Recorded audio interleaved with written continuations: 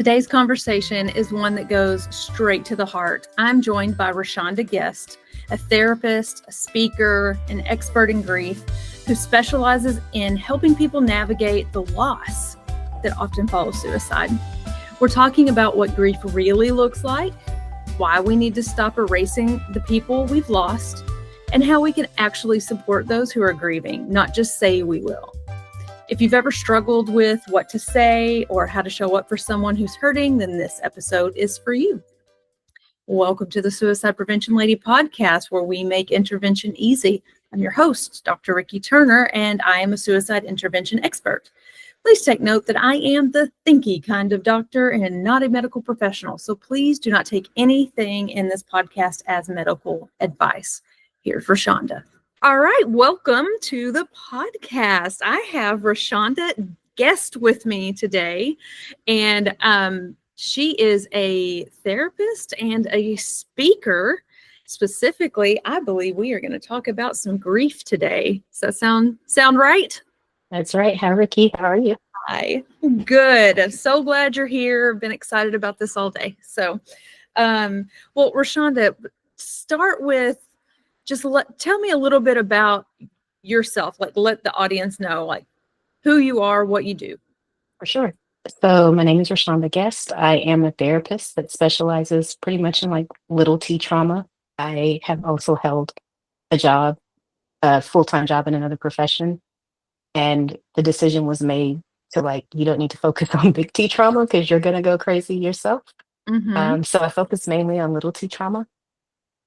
And little T trauma is it fits me, right? Because I really believe that life is never made by really big things, right? When we get into distress, it's usually the little small things. Relationships usually don't end because of big things. It may be accumulation of little things.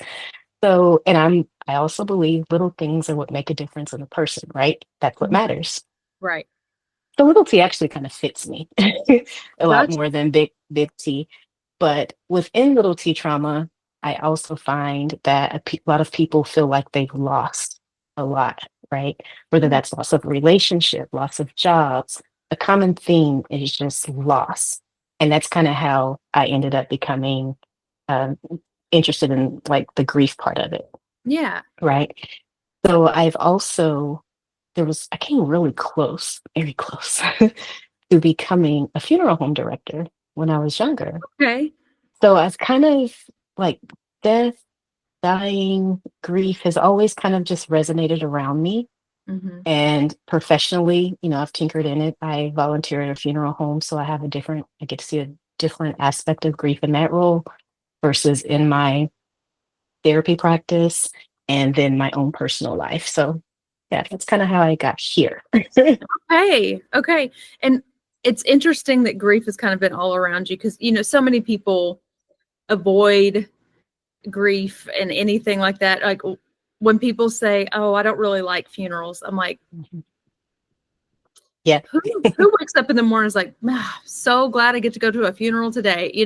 Nobody does it, but it's one of those absolutes in life, right? You can't avoid death and taxes. So yeah. I like to say that outside of change, grief is just right up there. And like you say, taxes too, right? Those are the three absolutes in life. Things are going to change.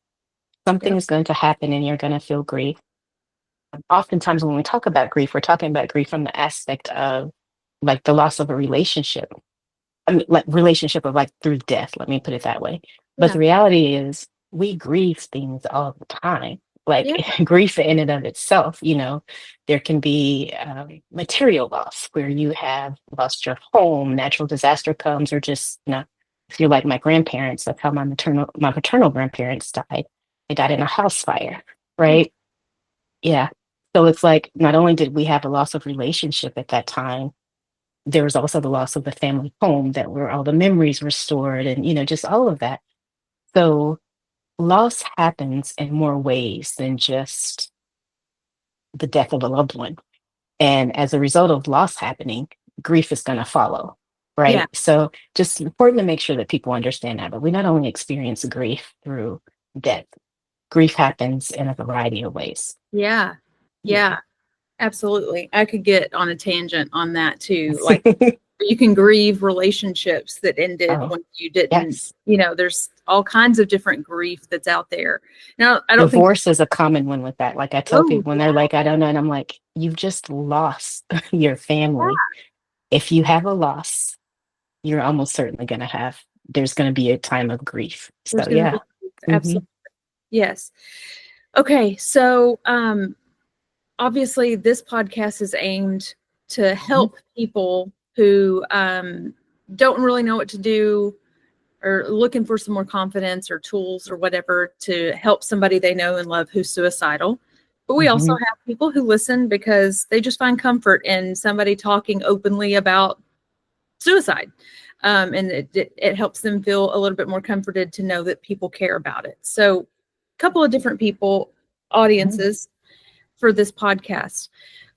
One thing that is not talked about, I don't think enough, is when you lose someone to suicide, it's a little different of a grieving process because for some reason, and I mean, I know the reason, I say for some reason a little facetiously, but Hmm.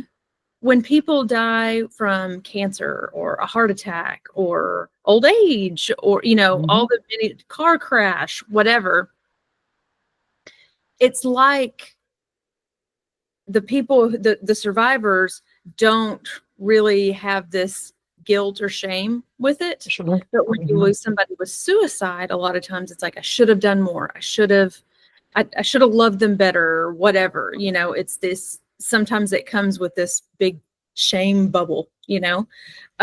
So can you talk about what you've experienced with helping people through that process? Like what do you see is what they struggle with the most, I guess, first? Exactly what you just said. Okay. It's the shame. It's either shame or questioning if they did enough, right? Mhm. And I don't know, I really don't know which one of those would carry the most weight or rank highest for just my own experience, but they're both right up there. Yeah. Questioning not only if they did enough, but if they missed the warning signs. Like that's a big one. Like, were they showing me signs and I just completely missed them? So then that causes a cycle of them questioning themselves. Like, am I not attentive enough? Was I not invested enough? Like, what did I not love enough? Or, it just turns into this spiral of almost like, I don't want to say like a self-hatred, but it's just about self. Like, what did I did all the things that you did wrong, I should say. Yeah. Like all the things you did wrong. And the reality of it is you probably did nothing wrong Right. because you probably saw a sign or two and you probably said something at some point. If the person is a person that usually keeps their room clean, all of a sudden, like, hey, you go in a couple of days and it's like, hey, your room's, kind of crazy. But to you, that may be like you're not really addressing it, but you did say something, right? Mhm. Right. But yeah, for sure. The the questioning, what did I do? Or what didn't I do? Could I Yeah. have done more? Could I Right. have done this better? Could I have said this better? It's a lot of questioning. And the Yeah. stigma, we stigma, I also find is closely related to the religious component, especially if the family is religious. Hmm. Um, you're going to find that often where they're questioning again. Questioning is just like a big thing. Like, where is my loved one? Uh, Yeah. because there's some schools of thought that's like, hey, if this is how you leave this world, then you're going to go here, Yeah. and that is even hard for people, and it's that creates that stigma too, or helps add to that stigma of the death by suicide. Yeah. And yeah, and it leaves the person because oftentimes when we're at these memorial services or funerals, a common theme is that we all leave with the hope that we're going to see our loved one again. Right. But if this is the case and this is how your loved one died by suicide, that's a question there. Am I going to see the loved one again? Now, not even knowing about what your fate is, right? You're Right. just knowing about, okay, well, this is how they left. And if my religion says XYZ, then that the last time I saw my loved one may actually be the last time that I actually see them. And that's heavy. That one weighs heavy on a lot of people. It's very heavy. Yes. I was taught that growing up Hmm. was if you die by suicide, I think how it was explained to me, and if you suffer from religious trauma, this may be a little bit of a trigger warning here, but Hmm. it was always taught to me that you have to ask forgiveness for your sins. Suicide is murder. And if you Hmm. murder yourself, you cannot ask to be forgiven for that sin. So you die without forgiven sins, which means you then live Hmm. eternity in hell. Yeah. Um, Now, I would like to openly say this is not what I believe. I do not believe that is the case. I Yeah. don't believe a loving God, Hmm. um, a loving creator would ever send, would ever just give up on somebody and send them to an eternity of hell. I don't, I just don't believe that. Or a But decision that was temporary in a moment. Like although they may have had thoughts of it, right, oftentimes, and they may have been idolized, like suicidal had the ideation for a long time. But in that exact moment, it feels so temporary, right, right?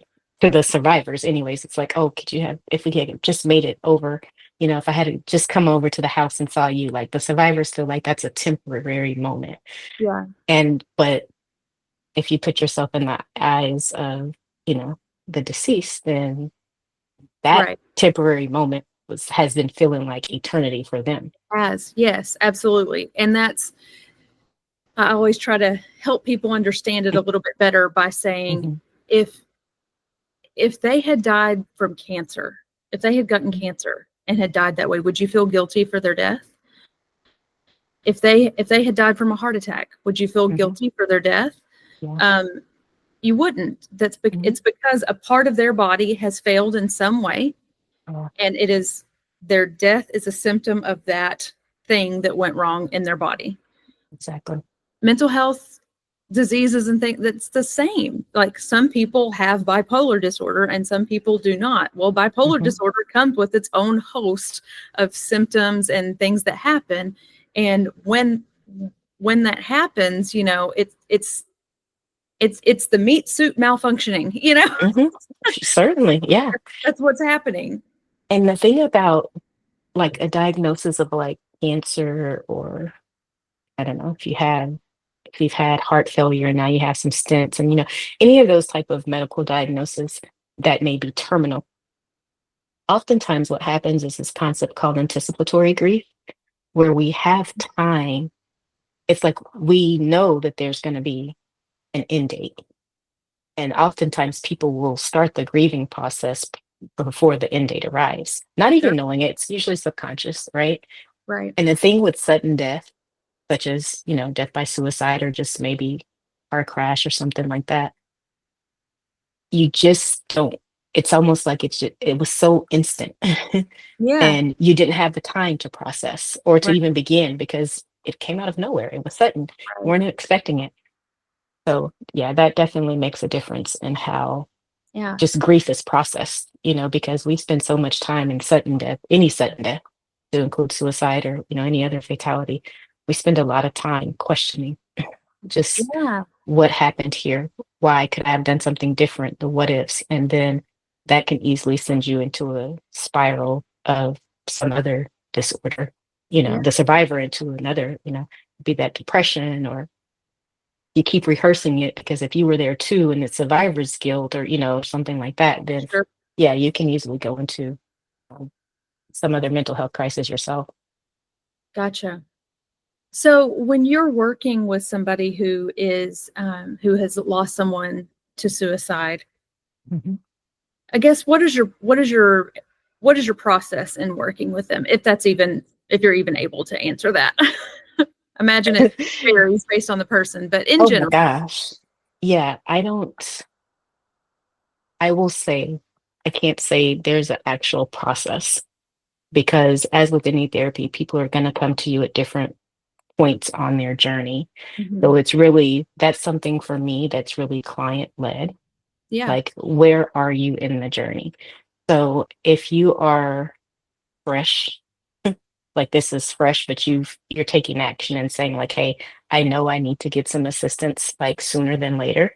mhm, Okay. So then we're going to go. First of all, I'm going to thoroughly assess that because that is where you may think that you're okay. Like, I would just like to err on the side of caution Yeah. and make sure that you're okay for what we're doing. But I always think a great place to start in therapy is just to like, I want to know about your loved one. Like, Yeah. I want to know about them. It gives me a sense of who they are, and they're not this abstract being that this, thing happened to that's now impacting you. Uh-huh. I don't think that's a smart way to approach it. So we may spend the first few sessions just like share your memories. What's the funniest thing about, your loved one? What's what things that you guys do together? Like I just want to know again all the little things that at the moment when you were creating the memories, they were little, but now they're monumental. Like Mhm. those are the memories that you're holding on to. So we're going to start there. And depending on where that process takes us, then we'll move on to, like crafts. Like I love crafts. And I think it also gives people something tangible to hold on to. Yeah. And just to remember their loved one by. So, we can do crafts, we can do letter writing to your loved one. I'm very action oriented when it comes to grief. I Mhm. believe that, well, I'm a talk therapist and I love talk therapy.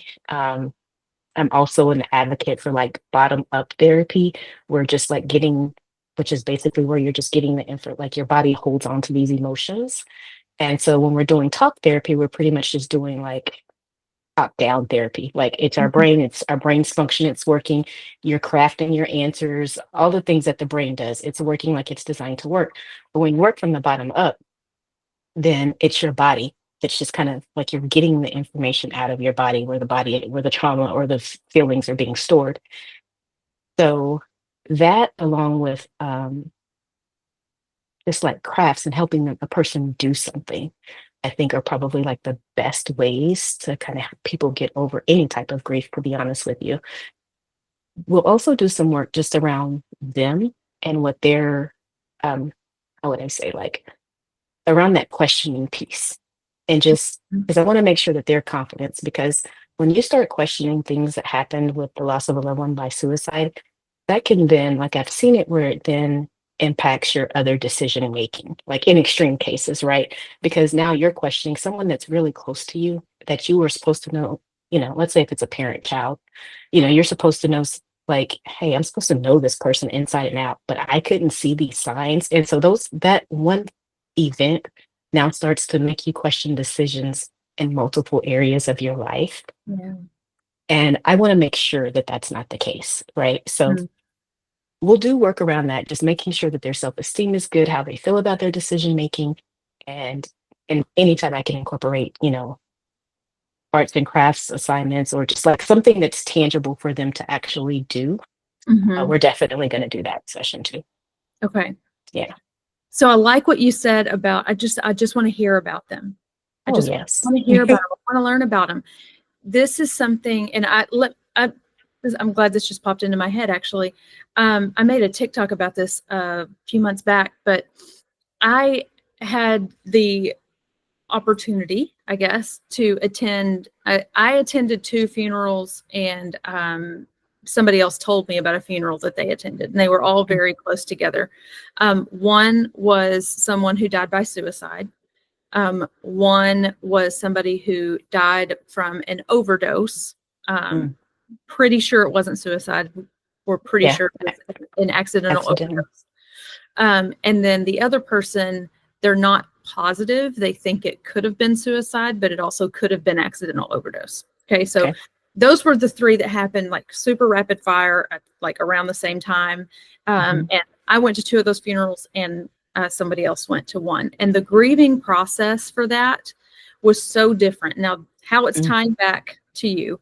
mhm. So the first one, the one that I went to, the person who died by suicide, it was arguably the most beautiful funeral I've ever been to, Ah, honestly. It was it- wonderful. What I mean by that is so many people from this person's profession. I don't want to tell too much mhm. because I don't Yeah. want anybody who's around here to be able to guess who it was or whatever. It's Right. not important. It's their story. Hmm. But the industry that they were in, so many people from that industry who had never met them or anything showed up to this funeral. So number one, just the beautiful everybody rallying around and showing up for this funeral were amazing. And then There was not one mention, not one, of the manner of death, or there Yeah. wasn't any preaching or shaming mental illness. There was none of Mhm. that. It was just story after story after story about this person being a beautiful human being. Yes. I Pictures love that. everywhere, people celebrating it. I guarantee you there were many, many people in that audience that did not know how he died and never found out, Mm, I honestly, love that. Yeah. because of the way he was celebrated in, Hmm. his Yeah. funeral. And so that was, I mean, the whole time I was just thinking, this is beautiful. Well, actually, a celebration of his life and It not a really mourning was. of his death. Yeah. Yes, it was very much a celebration of who he was. Nice. I love it. And so that was super beautiful. So if anybody out there is wondering, that is how you handle a death by suicide, right there. They are Yeah. still a person. They're no different Hmm. than anybody else. They died from a some sort of mental disease. That's what happened. Okay. Laughing. Okay. The person who the other funeral that I went to that was an overdose, they were of a specific religious persuasion that has Hmm. very prescribed death rituals. Mm, So okay. there was no telling stories about the person. There was no, I mean, the preacher kind of did a little bit, but it was very much, here's the rites and rituals that this religion follows. We're going to do that. Hmm. And this person was a friend of mine. Um, and I certainly had my own tears Hmm. on my own before the funeral. But the funeral itself just felt very sterile because of the ritualistic part of the grieving process. There's nothing wrong with Right. that. That is their religious Hmm. right. That is how things go. Um, again, no mention of any of the means of death or anything like that. It was a celebration of life, but it was very much a very, Ritual. very ritualistic. Yes. Hmm. I didn't have any problems with it. It was just I don't happen to follow that specific religion, so Okay. a lot of it was lost on me. I'm just Okay. watching everybody do their thing. Yeah. Okay. Now the other one I did not attend, but somebody who did attend it let me know about it. And to me, it is the exact opposite of what you would like to do at somebody's funeral. Mm, So it was very preachy, very yeah. shaming, very, you don't have to live your life addicted to drugs. You don't have to do this. Mm, Turn to the Lord and blah, blah, blah, blah, blah, and all this yeah. stuff. There was virtually no mention of how wonderful the person was or anything about their personality, anything about their life. It was basically a plea to the audience. Please don't go down this road. Mm. We want to save your soul. Oh, I hate to hear that. Don't leave here. And the person who attended Mhm. wasn't like have addiction issues themselves, have had previous suicide attempts themselves. Honest to God, was probably drunk sitting there, like in Mhm. the funeral, because it was a very hard funeral for them. It was a very close friend. Yeah. Things happened. They're already struggling with addiction anyway. And to have a room full of friends of this person who a lot of them have these histories, and to have that just thrown in their face while trying to grieve their friend. I mean, the person who told me was like, I almost stood up and yelled at the preacher. I was that angry. Oh my gosh. That's heartbreaking. Isn't it? That It's is hard. It's disturbing too. I understand. I can put myself in the shoes of the people who planned it.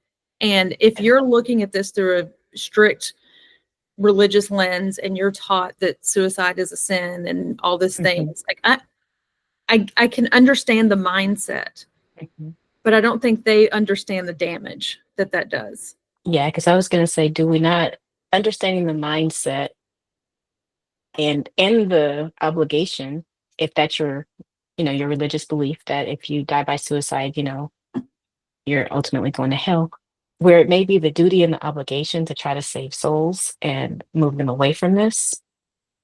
If you're not really careful, you're going to do the exact opposite. Yeah, So I don't even know that it's a fine line, but there's definitely a line that where you have to kind of intersect those pretty delicately. Like, and this is not the time to send that message. right. I feel like a lot of practitioners are, you know, like to utilize funerals or memorial services to deliver their messages. Mm-hmm. based on the circumstances of how the deceased became deceased. Yeah.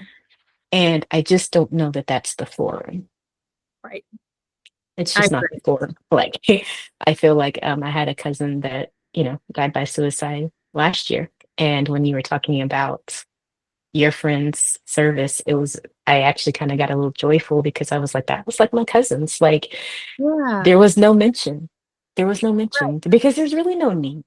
There's no The need. there's Yeah. no What we need to know is that they're no longer here with us on earth, on this Right. side. So we're here to celebrate what they did on earth, what they accomplished, the lives that they impacted, and let's do that.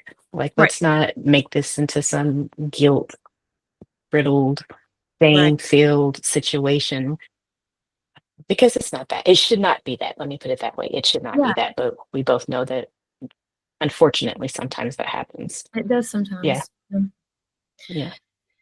Oh, I saw you like kind of light up with joy, so I'm glad Yeah. you connected it with like I what did. happened there. Yeah. And I Um, think it's important to know that, like, or just to get the message out that it's okay to have that spark of joy when we're talking about someone that yeah, dies by suicide. Or like when I heard you tell your story, like I was just kind of like, oh, and I smiled. I felt myself just like kind of get a little pick me up because although the situation was sad, he was not sad. Like him yeah, as his being, like he may have right, had some mental health issues or whoever were, whoever the person is, they may have had some mental health issues, but their life was not sad. Their life was purposeful. It was meaningful. right, I'm a firm believer that we were all created with a specific and divine purpose. I'm a firm believer in that.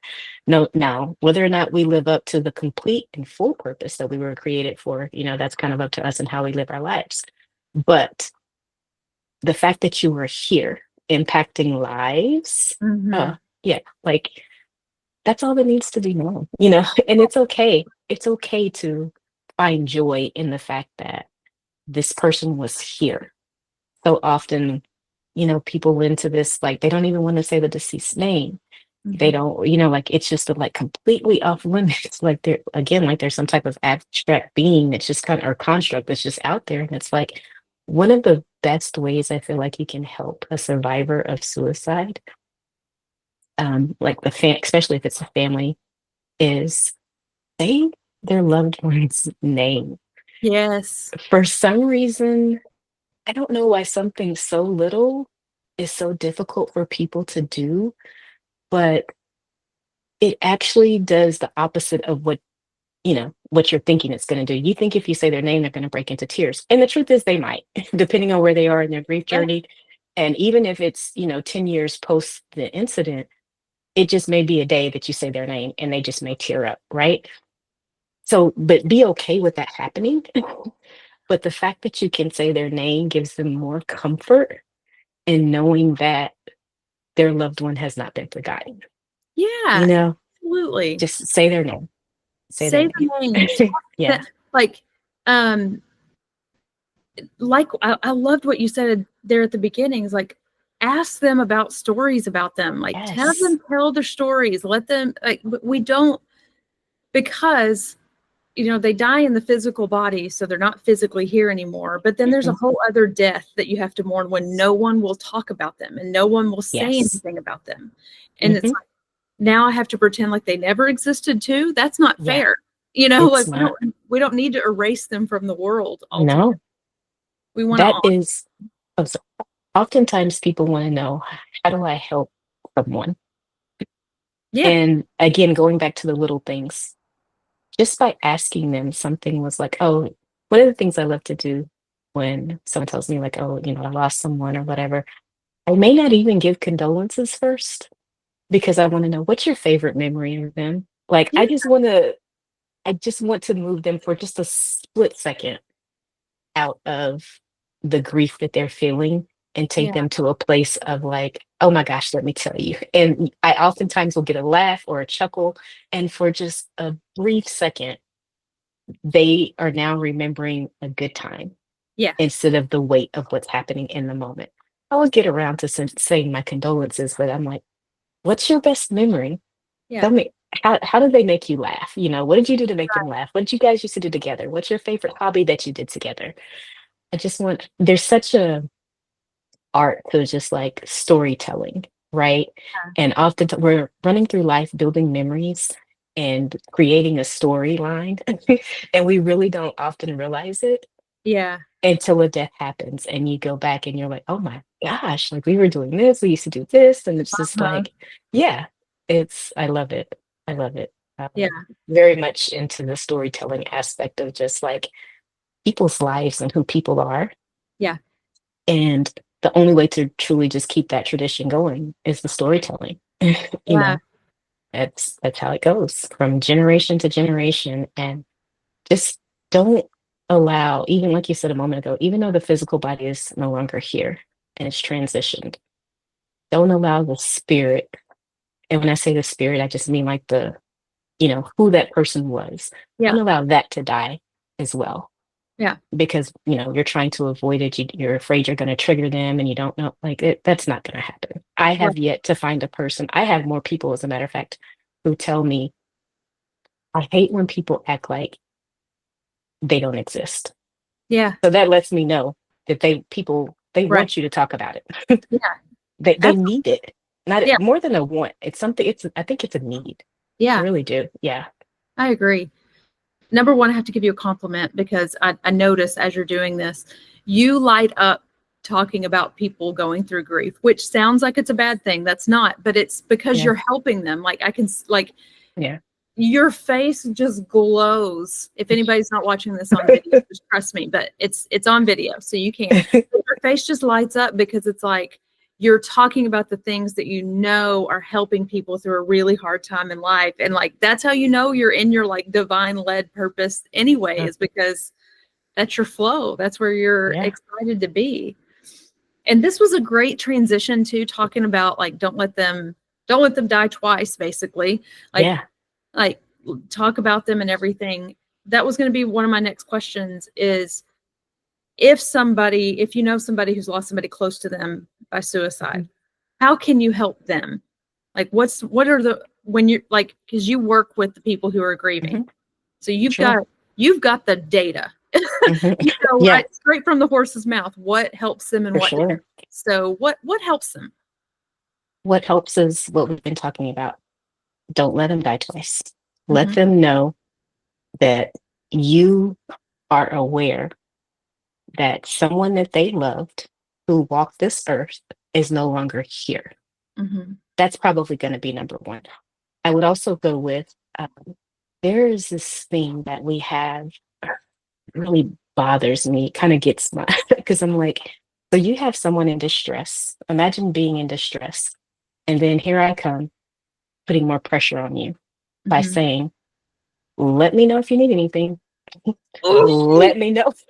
Oh my gosh, Rikki, that one is just like, I just want to, oh, I can't say the things that I'd like to do with that phrase. so well-meaning is the thing. It is. That's the It is. frustrating part about it. It is so well-meaning, and Absolutely. it is impossible for the person to actually be able to do that. Actually impossible. They are not sure if they have put on deodorant. They don't remember the No, last time they've showered. They're not no. like the basic fundamentals, like even Hmm. to the point, like I tell people this too, like if they're with like someone who's actually struggling mental health wise, Hmm. even just asking them, hey, what would you like for dinner? That can That's too sometimes be too much. much. Hmm. Like I'm so glad you brought it up. Yes, This is the S part of my ease framework to help somebody who's struggling. It's the okay. show up portion. That's Okay. what it is. Show Show up up and and just show up. be and Yes. do. So often we want to talk about, we just want to say things because we want to.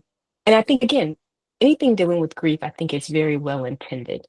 Yeah. Like, I don't think people mean any harm, but we Yeah. need to get the message out there that you're doing a lot of harm with the words that we say and not just doing, not showing up.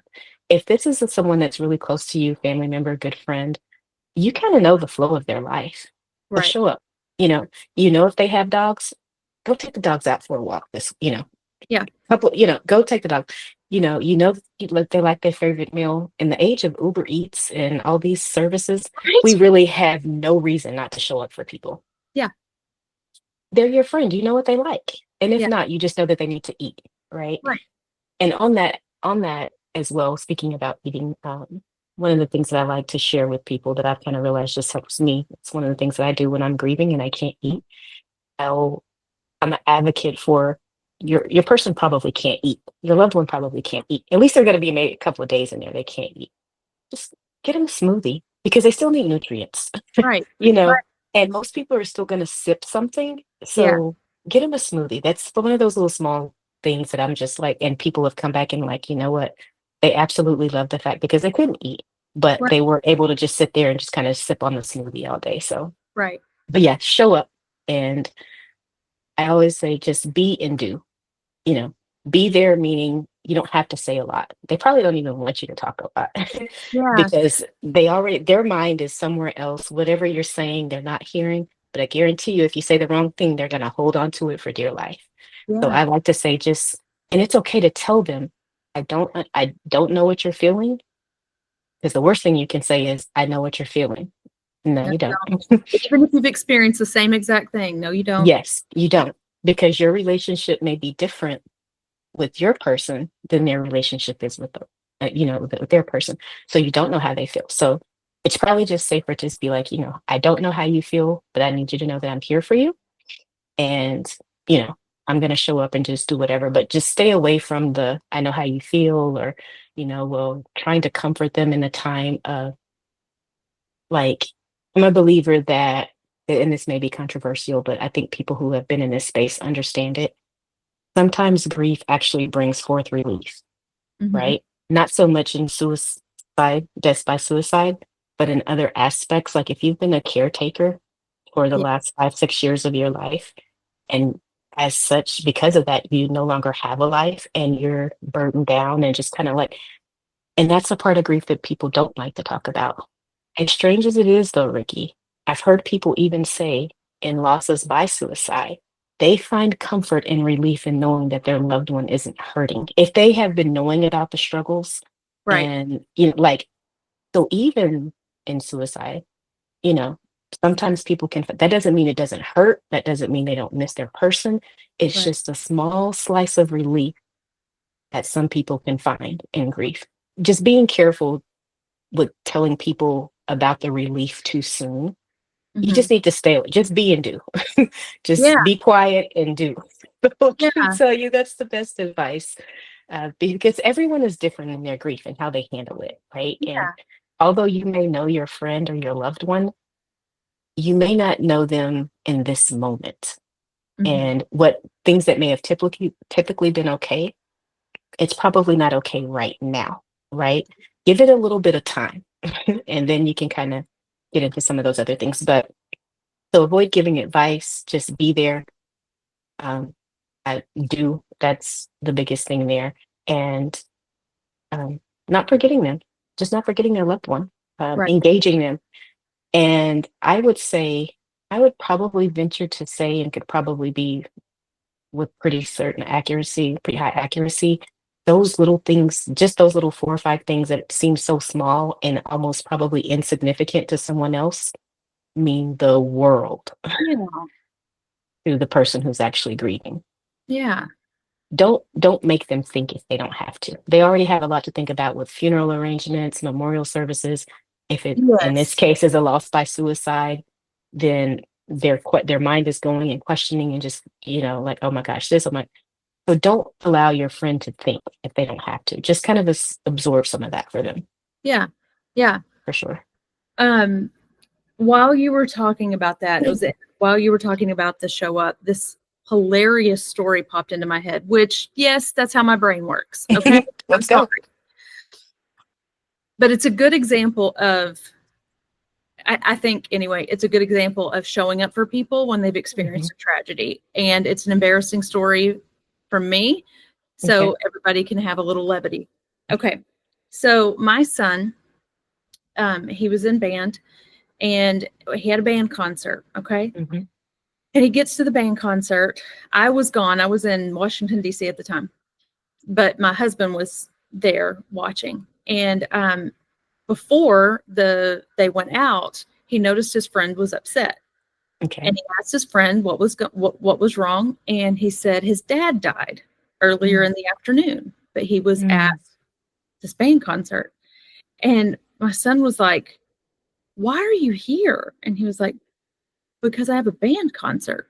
mm. And my son was like, "You don't no one expects you to be here. Go home. Your dad," Yeah. like he was just baffled by this. But the kid was like, "No, you know, I need to be here." So they go through. Well, Sam, my son, texts me and my husband to tell us about this, and we know that that kid's parents. Hmm. And so I was like, "Oh my gosh, I can't." He died. What happened? Like, oh, your brain always goes to what happened. Oh, yeah. And Sam said he was hit by a car, and I was like, "Oh my God, Yeah. how horrible." And so I was just like, I can't believe this. So I text his mom, this kid's mom, and I'm like, "Hey, I just heard. How are you doing?" And I'm in Washington, D.C. right now, but I would love to like help you if you need anything. The boys can come over, whatever. And she was like, "Oh, thank you so much. Yeah, the boys are really sad."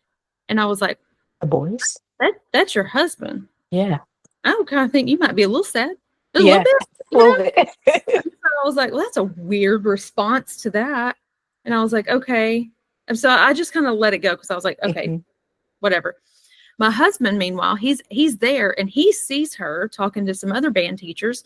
So he goes over to her and he's like, "Hey, just want to let you know, just heard, if y'all need anything, let us know." And she was like, "Oh, that's so sweet. Thank you. Yeah, the boys are really, they're taking it hard." And he's thinking the same thing. He's like, Yeah. "Are you not taking it very hard?" So I Yes. go on like he tells me this, and I was like, okay, well, I got a weird response too. So I'm like, are they not, is that not their biological dad? And I just assumed this whole time. So I'm like Mhm. listen, I was on Arkansas Court Connect trying to find divorce records. I was looking for news stories. I'm on their church's website looking to see if their church has posted anything. I have gone deep. I am deep diving, and Yes. I'm a good detective. I missed it all somewhere. I'm a good detective, Most women are. right? I can find nothing, and I'm just like, I feel like we may be overreacting, or she's underreacting. I don't Hmm. what's happening here. And Yeah. so meanwhile, I'm still texting her and I was like, "Hey, when I get back in town, if you want to come over, have a glass of wine. If you just want to cuss and be angry at God, I'm here. Yeah.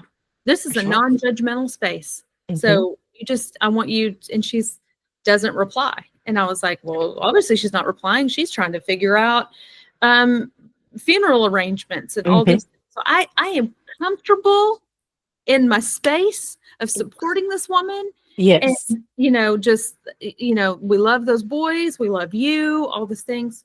It was his dog. His I dog, was wondering if that was. his dog died. His dog was hit by a car. Now, So she's on the other end, probably like, man, this is a lot of support for a dog. she is, yeah. And there's a reason she stopped replying to me. It's because Yeah. I was coming off a bit strong for a dog, Yeah. you know? For sure.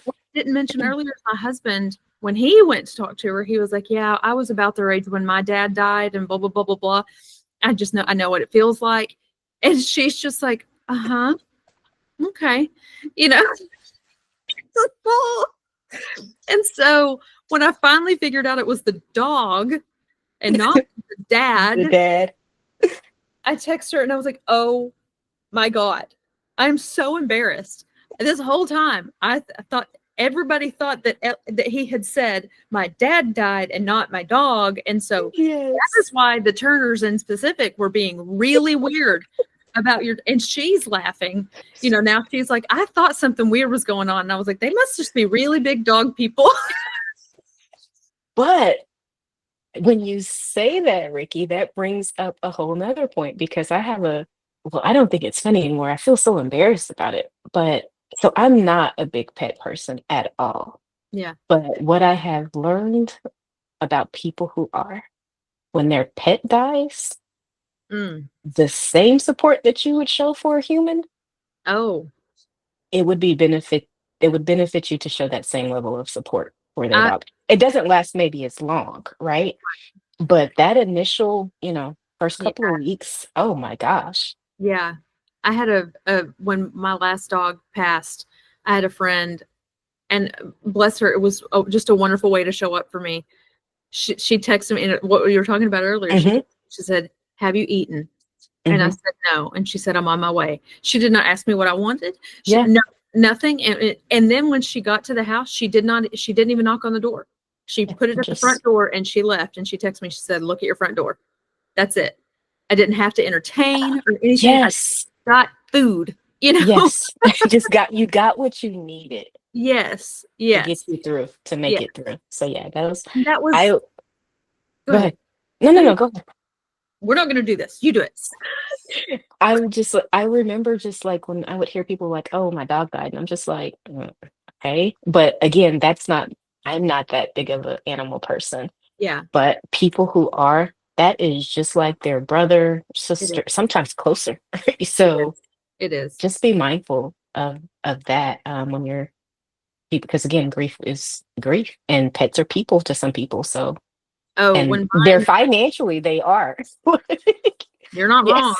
Yes. I'm looking over at my bed right now where my two dogs are laying right now, and the biggest one, the oldest one too, her name is Squirt, and me and my husband talk about it all Oh. the time. We're like, I will have to be institutionalized when she dies. Like Mm, I know yeah. what'll happen. I know, Hmm. and also you may have to put me down with her. Yeah. I don't know how to survive It's that. I've never been this yeah. close to a dog before, but she's awesome. Um, but I told that embarrassing story Hmm. because she was like, I didn't realize, like, she was like, y'all are such good people. Because we were just Oh, pouring love on them for yeah. this dog. But um, we got so tickled. I would say, I was like, I was just thinking, because it was around Christmas, and I was like, I was just thinking about those poor little orphan babies on Christmas, waking up on Christmas morning with no daddy. Shit, that we were He literally called me. He got my phone number from her and literally called me, and he was like, "Hey, just letting you know I'm not dead." And I've never laughed so hard in my life. It was so funny. Oh my goodness. She said, she was like, "I really appreciate the way you showed up though, because like we weren't close friends. We're still not close friends. Yeah. We're just acquaintances." But she was like, "That's exactly how I want somebody to respond if that ever does Hmm. happen, because like I might be angry with God if For sure. if they took my Yeah. husband away. I might need that, or bringing food or whatever." um it was just so funny. And to that, when you were talking, I just something just came to mind about how she was saying that's exactly what I wanted and how I need someone to show up for me. People are always going to remember how we made them feel. mm, And we can make them feel a certain way with our words, be it good or bad. But oftentimes in grief, it ends up being bad because it just doesn't land the same as if they weren't grieving. And or it can be they're going to remember how you feel by your actions, like with you when your friend just comes and like because it's like, oh my gosh, like, and the relief that you feel from not even having to worry about, oh, get me a Chick-fil-A chicken biscuit and I need two Polynesians, like you don't even have to worry about that. Like it's just yeah, like she just showed up to give you right, what you need, yeah, and that's the important thing there. One other thing I would like to kind of circle back to though, yeah. Ricky, with when you're talking about helping suicide in general, well, suicide, but I think grief in general. One of the best ways to help that a person can help themselves is the narrative that they tell themselves mm. I was hoping you'd get to mindset. about, oh my gosh, I've been dealing with death since I was 4 years old. Right. My maternal uncle, that was my first introduction to death, right? Had a small little stint, a couple of years, maybe about 9 years, so almost a decade. And then it was followed by my paternal grandparents and their tragedy. And at that point, it just seemed to just keep rolling and rolling and rolling. Sure. And so that's when I figured I had to kind of start figuring this thing out for myself, because if people are just going to be people that are really close to me and have been influential in shaping me into who I am, if they're going to be leaving, like I can't fall apart every time this happens. So I had to just kind of start developing some resilience in that for me, Hmm. so that it just wouldn't completely derail me. And one of the things I would hear often, and this comes from working in a funeral home and just being around so much death, is like, oh my gosh, you left me, or this person has left me, or if it's something, a death by suicide, they may, however they did it, that may be something that they tell themselves. But reframe that. If Mm-hmm. you don't reframe that, it's going to be a bumpy road for you. Right. Um, that can be, they retired and wanted some relief. That sounds much better and probably lands better in your soul and your spirit than however they, completed the suicide. Right. My grandmother and my stepfather, or I call him my step up father, they died 2 weeks apart. My Oh, father wow. was at my grandmother's funeral with me the week before he died. I just remember feeling like, and my grandmother was 99 years old, and I was just kind of processing events and things that I've seen, like just by working in the industry. And it's like, what does a person say, like that they didn't have enough time? She was 99. She's tired. Like Yeah. she's lived a full life. At this time, I'm like 40 when she dies. And I was just processing our relationship and things, and I'm just like, I don't have time. But I also took advantage of the time that I had. Right. So if you can shape the narrative, because I could have easily said, oh my gosh, she left me. And I'm like, but that would really be selfish of me, right? Because I'm not 99. I don't know what it Right. feels like to be 99. Right. So reframing that. Now, if you're going in reverse and someone is younger than you, I admittedly those are harder to process, especially if Sure. it's like a child or something like that. But reframing the narrative that you tell yourself about either the way the person passed away or just the fact that they're even gone. But Right. specifically with suicide, I think you have to kind of reshape that in order to help you get through that. Mm-hmm. Yeah, for sure. Yeah, I agree. And it can be really hard to Oh, shift yes. that mindset. So, Very. like, can we do a little like what if, like a little role play? Not really role play, but like a little Something. if something. I don't know, Yeah. whatever. Okay. So let's say you have a friend Mhm, that just lost somebody to suicide. It could be a child, could be a mhm. spouse, could be a parent. I don't, whoever. Um, that person, for whatever reason, does not want to go to a grief counselor. Okay, Okay. so that they're not wanting to actually go to therapy or anything. What is something that we, the friend of the person or loved one of the person, could do or say that might help them shift that mindset without being too like, let them grieve? And also, if it's lingering for far too long, how do we kind of help them with that without being an asshole? First things first, I'm going to say be a person of few words Mm-hmm. in relation to that. Other than maybe asking them about memories or just kind of asking them about good times with, about their loved one, be a person of few words. Because oftentimes although I don't think we mean to, we're trying to help and we're trying to console, but in grief, we often kind of end up into giving advice about Mm-hmm. how they should be grieving. Oh, you need to eat, you Yeah. need to get out, you need to do this. So instead of like pressing the need on them, you know what they probably need to do. Just if you've Right. experienced grief before, or if you know the signs of like maybe someone going into a depression. So yeah, it is true. They do need to eat because they do need to keep their nutrition up. They do need to move. They do need to get outside. But let's not tell them what they need to do because now that's another forceful thing. Like this is someone else trying to force me to do something. And So it feels judgy, like you're judging me for not absolutely, doing this, which doesn't make me absolutely. want to talk to you. Yeah. So I would say whatever you and your person have in common, let's do that, right? Mm-hmm. So if you guys typically go shopping together, like, hey, well, I've been trying to look for me some new clothes. Take ownership of it. You take the onus. Like, hey, I want to go look with some new clothes with me. Like, because again, a good part of getting over grief or just managing grief is being action oriented. Mm-hmm. I'm also a big proponent of nature. I believe that nature is healing, and Mm-hmm. the more you can get out in nature, I Yeah. think the more healing occurs in nature. That's like, that is my safe haven when I'm out in nature. And it doesn't have to be like some elaborate rainforest or something like that. It could just be Yeah. at the neighborhood park, but Right. just out with living, breathing things. Yeah. Um, and I mean, it's backed by science. I mean, nature's healing. Any way you look at it, the Yeah. herbs, I agree. it's it's probably one of our best medicines other than laughter. So I would start by saying just be a person of very few words, Hmm. because the words, we just start babbling and kind of going off into Yeah. places that is not going to be helpful.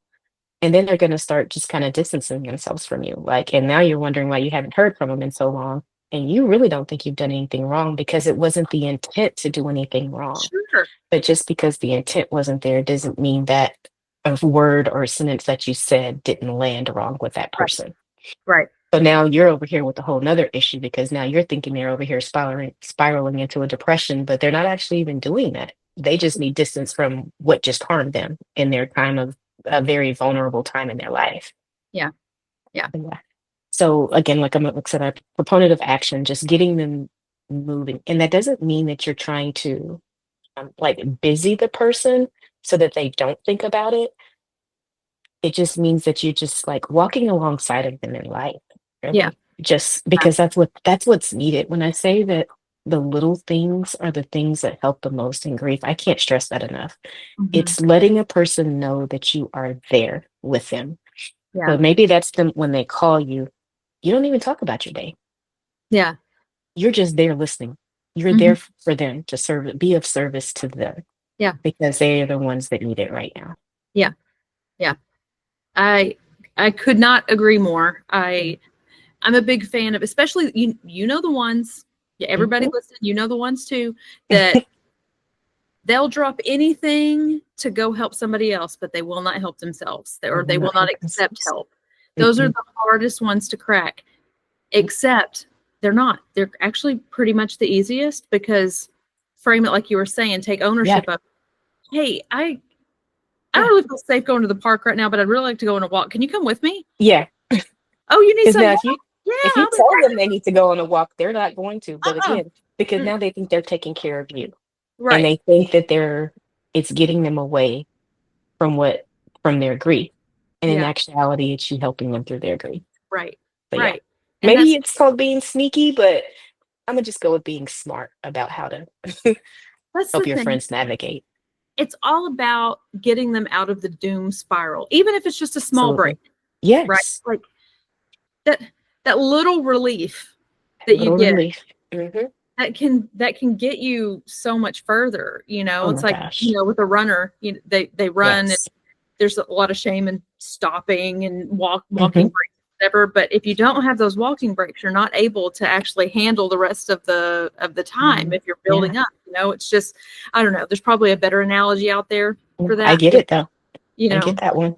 um, isometric exercises. You hold your arm Hmm. out for so long, and then it burns, and it's harder to hold up. But then Yeah. give it a break for a second, and then do it again, and you've And you got a can't go renewed back. vigor, right? And Hmm. so giving those little moments of respite is really powerful. So Completely powerful. yeah, And again, it doesn't have to be anything large. yeah, Um, People are typically driven, especially in times of vulnerabilities like these, by the smallest gestures. hmm, And it will go so much further. You will remember your friend coming to drop off the food yeah, before you remember who sent you a flower or a plant. right, I don't know. I can tell right, you who all sent plants, but I right, can tell you who showed up for me right, and how they showed up for me and exactly, how it made me feel because they showed up for me. right. So yeah, I will. the little I'll things. never remember all the people that said, "If you need anything, you let me know." I'll Oh never no. remember this. Mm-mm. And we They're say it just right over differently. your head. What else to say? That's why, like, trying to say it with a big megaphone to everybody. Stop saying that. Yeah.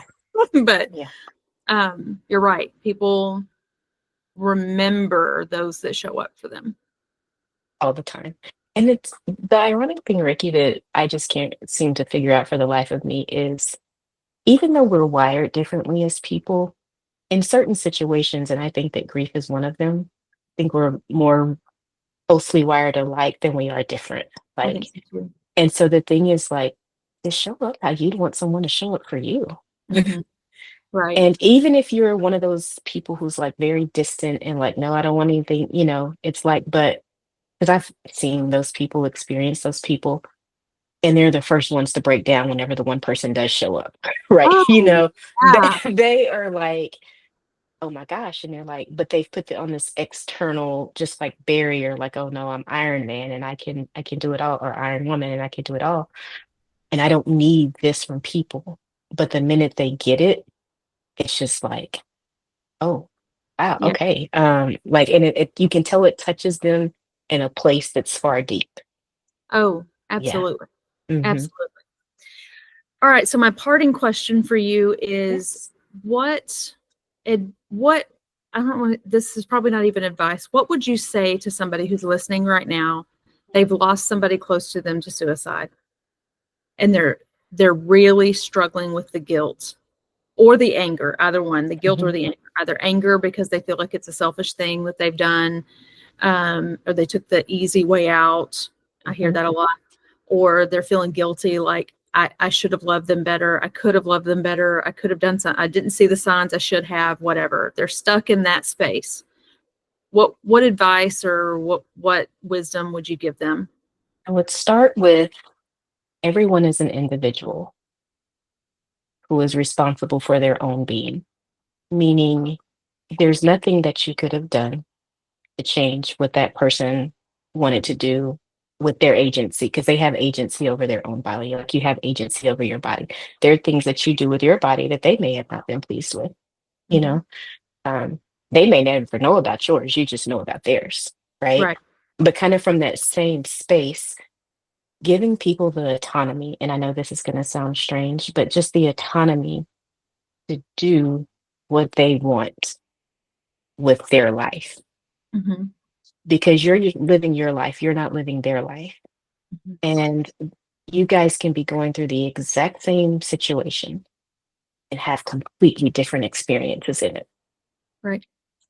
It's from a variety of things: how you were raised, your family of origin, the career paths that you chose. There are a number of different things that could, where you have two people going through the same situation, but they handle it differently. And let's try to be less judgmental about how we handle things and be there to support people. It's not going to be easy when you lose someone to suicide. I know Hmm. that firsthand. It's not easy. Right. But remembering that there was nothing that you can do because this was a made up mind for them, Hmm. and finding some peace within that. Now, if you just completely shun the person when they were trying to talk, that's a whole different avenue that I really don't even want to get into. So I'm assuming we're not going with that. But Right. if you know that you showed up, just know that you showed up, Right. rest in that. Let you find peace in the fact that you love them while they were here to the Hmm. best of your ability. Hmm. And sometimes it's just not enough. Right. And that No does. different than like a divorce. Like, sometimes people get married and they have the best intentions, but sometimes it's just not enough. It doesn't last. Like, so, where they say that, love heals all, and I'm not going to debate that it may not, it may, if it does or if it doesn't, but every person has agency Hmm. of themselves. And unfortunately, we don't have the ability to feel what another person feels. I mean, we can't, I'm an empath, so I feel a lot of what people feel, Right. but that's residual. That's not me living in their body every day and having their brain tell them these things every day. I don't feel that at all. Now, I can feel if you're sad and depressed, and I take on a lot of that, Hmm. but that is nothing compared to living the everyday life of someone who may be struggling with mental illness, or maybe you're not even struggling with mental illness, but you just don't like it here. You just don't like it here. And so you Yeah. start having these suicidal ideations, because I think that's another thing. Like, oftentimes we always want to run to like, oh, the mental illness. And we know that mental illness does drive it, but sometimes people are just completely just unhappy with this place. And they're just like, Right. no, I'm not doing Right. this anymore. Right. Yeah, there's nothing that you can do. And I know that saying that. That sounded very harsh, but it's very real Right. that you're not responsible for another person. And Right. the minute we can accept that, that's, unless it's a little kid that's, you're have a parental obligation for, you're not responsible for other people. But at the point at which a child gets a certain age, even then you're not even responsible for their actions, Right. if it's something in this nature, right? So Right. understanding that is going to be paramount in helping you. And do something. Do something. Call a friend. Get your friends on the schedule. And that does seem like that's giving you an assignment to do. It is, if you're at the place where you can coordinate that. If Right. you're not there, don't even worry about that. But do something to honor your loved one's memory. I'm Yeah. a big advocate of that. Like, I have a friend whose mother died on his birthday. Mm. And so he just stopped celebrating his birthday. And, every year when I reach out and I'm like, I'll ask him, what are you doing to honor your mother's memory today? You Yeah. know? And he's told me over the years, he's like, I used to hate when you would say that. He was like, he was like, it's my birthday, but I'm grieving. He was like, but even though I hated it, every time it took me out of the grief. And like, my Yeah. mother wouldn't want me doing this. She would Yeah. want me. So it's like, what are you doing to honor her memory today? Yeah. And so now he's at a place where he just kind of has things set up to do that. And he's back to celebrating his birthday. So Oh, good. yeah, Good. I'd like to think it worked out. Yeah. Yeah. I tell people all the time, because I teach intervention strategies. That's what I Hmm. do, and it's like, I do feel like it's a, it's a human connection thing where, like, if we see someone struggling, we should be equipped to be able to try to help them out. But I tell people all the time, I've got 4 strategies that I teach. And these 4 strategies, it's an a la carte menu, it's a buffet. Take what Hmm. you like and leave the rest. Doesn't matter. Yeah, That's fine. Every situation calls for a little something different. sure. Uh, but you can do everything right, and they still have free will. They still Still. have their own agency. And so you can do everything right and they still do it. You can do everything wrong and they still do it. You can do everything right and they don't do it. You can do everything Hmm. wrong and they don't do it. Like, I can't tell you a 1-for-1 that if you do these things, your Yeah. person is not going to die by suicide. I Hmm. cannot tell you that. I do not know. I don't know the situation. I don't know them. I don't know what's going on in their head. But I do know that even if you missed it, even if you missed the signs, Because the fact of the matter is, Rikki, it's not about them. It's not right, about you. It's not about the right, survivor of this. It's right, not about you. yeah, It's about the one who completed the act. right, And for them, whether it was mental illness or just tired of, just being here, whatever their reasoning was, they felt justified and they felt like that was their only way out. Now, right, you may look at their situation and be like, oh no, you had 50 other options. But if they didn't see it as an option, right, it right, wasn't an option. right. Option for you, not an option for It them. wasn't for them. So just understanding that it's not about you is, Right, I think I would say, the another big thing of what that is. It's yeah, about you because you're left to grieve, right, but how you became the griever was not about you right. in any way, shape, form, or fashion. And you're absolutely right. You can teach the strategies, we can educate on all the warning signs, and we can the go get the mental health diagnosis to get the medication. It can be being treated, the mental health aspect. But Yep, unfortunately, it can still result in death by suicide. right. Agreed. And the human nature part of us too. I think part of it is we need to make sense of things we can't make sense of. And so Absolutely. the easiest thing to cling to is, what did we do wrong? We do wrong. Yep. Easiest thing to cling to. Yep. And just, it causes unnecessary no one is benefited from you living in that shame. No, No. least of all you. Yeah, So for sure. Yeah. Release yourself of that. yeah, acknowledge it, Yeah. and how can I do better Hmm. next time, and move on. For sure. So, Certainly. all right. Definitely. So thank you so much for this Thank conversation. It's you. enlightening. I hope it's been helpful for the audience. Too. How do people, if they want to have you come speak to their groups or work with you in some way, how do they find you? You can find me at theanchoredlotus.com. That's TheAnchored, Lotus, Lotus.com. Mm-hmm. You may have probably heard me mention the grief journal that I have. You can find that on Amazon. It's called Coping and Hoping, Okay. 45-day grief action journal. Or you can just go to amazon.com / my first name, Roshonda, and you can see all the journals that I had there. Okay. The one that commonly goes with the grief journal is the one I got that it's called The Gift. And that was birthed after the death of my mother, I mean my grandmother and my stepfather. And it's basically like a keepsake journal because typically what's happened, like someone dies, you have a grief journal. But for me, nothing makes me think more about the life that I'm living than when I'm sitting at a funeral. Everything about my world comes into question when I'm at the funeral. Yeah. Everything. And so coupled with the coping and hoping is the gift. And that one is just like a keepsake journal for you to spend 30 days with someone who is near and dear to you, asking them little questions, small questions. What's your favorite memory of us? What's your favorite recipe? Just things that while they're here, it may not mean that much.